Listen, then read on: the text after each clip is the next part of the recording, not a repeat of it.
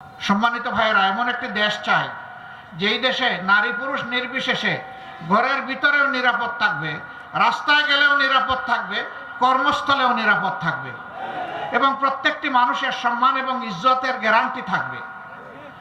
আজকে অনেকে ইসলামী দলগুলোর ব্যাপারে অপপ্রচার করে যে এরা যদি ক্ষমতায় যায় তাইলে মা বোনদেরকে আর গড় থেকে বের হতে দিবে না, মা তোমরা সাবধান, এদের কাছেও যাইও না, এরকম ভয় দেখায়। এরা কারা জানেন? ওই দুশ্চরিত্রবান যারা আমাদের মায়েদের নিয়ে তামসা করে, তারা এই কথাগুলা বেশি বলে। আমরা মায়ের জাতিকে আপন মায়ের মতো দেখতে চাই।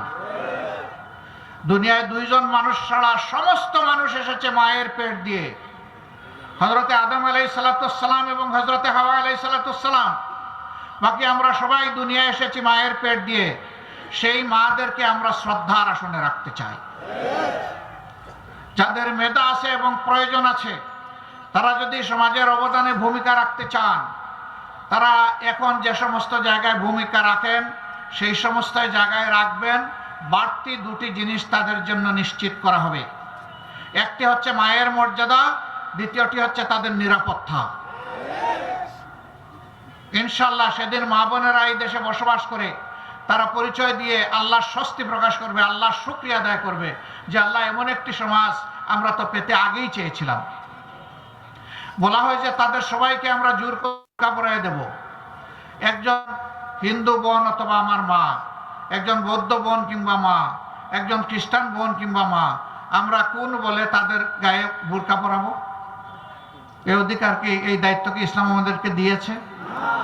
হ্যাঁ, বলবেন না মুসলমানদের মধ্যেও তো রুকিয়া বেগম, সকিনা বেগম এই নামের ওনাকে অত বোরকা করে না। এখানে রুকিয়া সকিনা কেউ থাকলে বা কার মা বোন থাকলে মাইন্ড করবেন না। আমি একটা উদাহরণ দিয়েছি যে তারাও তো বোরকা পরে না বা হিজাব পরে না, পর্দা করে না। তাদের ক্ষেত্রে কি হবে? তাদের ক্ষেত্রে কি আমরা বাধ্যতামূলক করব না?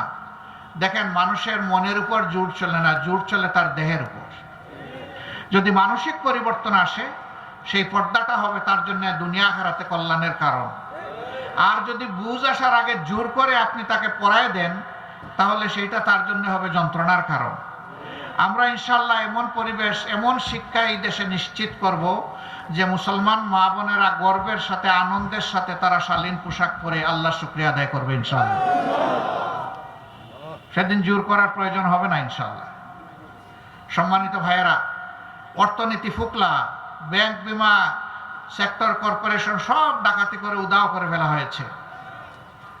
হ্যাঁ, আল্লাহ তাআলা চাইলে এই অস্থির উপরে একটা সৎ প্রশাসন যদি গড়ে ওঠে, সরকার যদি গড়ে ওঠে, তাইলে অস্থি যেটা পাওয়া গেছে, হাড্ডি যেটা পাওয়া গেছে, ওইটাকে ইনশাআল্লাহ তার অবয়ব দেওয়া যাবে। এটা সম্ভব। বাংলাদেশের সবচেয়ে শক্তিশালী ব্যাংক ছিল ইসলামী ব্যাংক বাংলাদেশ লিমিটেড। সৌভাগ্যক্রমে এই ব্যাংকের 6টি বছর বোর্ড অফ ডিরেক্টরসে আমার বসার সুযোগ হয়েছে। আমি ব্যাংককে দেখেছি, তখন ব্যাংকের ছিল সোনালী যুগ। এরপরে এই ব্যাংকে ডাকাত পড়লো, বিগত সরকারের উস্কানিতে, ষড়যন্ত্রে ডাকাত পড়ে ব্যাংকটা ডাকাতি করে নিয়ে গেল, ছিনতাই করে নিয়ে গেল। আমরা হাহাকার করলাম, চিৎকার দিলাম যে এই ব্যাংক নির্দিষ্ট কোনো দলের নয়, গোষ্ঠীর নয়, মানুষের নয়, বাংলাদেশের মানুষের এই ব্যাংক, জনগণের এই ব্যাংক। কথা বলুন, কেউ কথা বলল না। ডাকাত একদিন ডাকাতি করে ব্যাংকটা ফুকলা করে ফেললো, একটা সুশব্দ নাই। এখন 5 তারিখের পরিবর্তনের পরে একদর অস্ত্র হাতে নিয়ে সেই ব্যাংক দখল করতে গেল। ব্যাংকের কর্মকর্তা কর্মচারীরা তারা জিজ্ঞেস করলো, তোমরা কারা?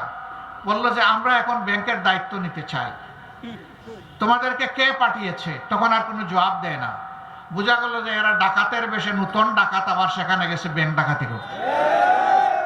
তারা গুলি ছুড়লো, কয়েকজন লোক আহত হলো। শেষ পর্যন্ত ব্যাংকের সৎ এবং ব্যাংক প্রেমিক দায়িত্বশীল কর্মকর্তা কর্মচারীদের প্রতিরোধের মুখে তারা পালিয়ে যেতে বাধ্য হয়েছে। এখন কেউ কেউ বলেন এই ব্যাংক অমুক দল তমুক দল দখল করেছে। ব্যাংক দখল করা হয়নি, ব্যাংক তার মায়ের কুলে ফিরে আসবে ইনশাআল্লাহ। এই ব্যাংককে কুলে নিয়ে যারা বড় করেছিল, এই ব্যাংক তখনই সুস্থ হবে, সবল হবে, গতিশীল হবে। বাংলাদেশের অর্থনীতির চাকাকে এই ব্যাংক সামনের দিকে চালিয়ে নিয়ে যাবে যখন সে তার মায়ের কুলে ফিরে আসবে। আমরা তার অপেক্ষায় আছি ইনশাআল্লাহ। আমার সম্মানিত ভাইয়েরা, বাংলাদেশ আমাদের প্রিয় দেশ। আসুন হিংসা বিদ্বেষের ঊর্ধ্বে উঠে, দল মতের ঊর্ধ্বে উঠে জাতীয় স্বার্থে আমরা ঐক্যবদ্ধ থাকি।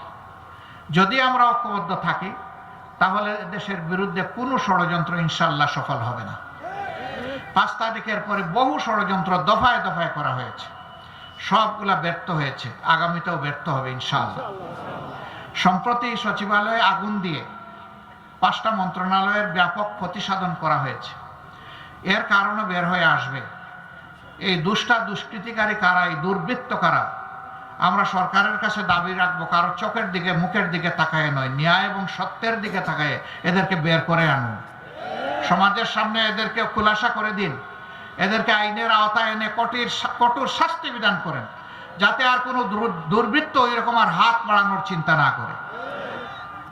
সম্মানিত দেশবাসী, আসুন সেই বৈষম্যহীন একটা সুন্দর বাংলাদেশ, মানবিক বাংলাদেশ গড়ার জন্য, আমাদের সন্তানদের জন্য আগামীর একটা অনুকূল পরিবেশের বাংলাদেশ গড়ার জন্য আমরা ঐক্যবদ্ধ হই। আল্লাহ আমাদেরকে তৌফিক দান করুন। তাৎক্ষণিক এই সমাবেশে যারা এসেছেন তাদের প্রতি আমার অনুরোধ, বাংলাদেশ জামাতে ইসলামী এমনই একটি দেশ করতে চায়, একা নয়, সবাইকে সাথে নিয়ে, বিশেষভাবে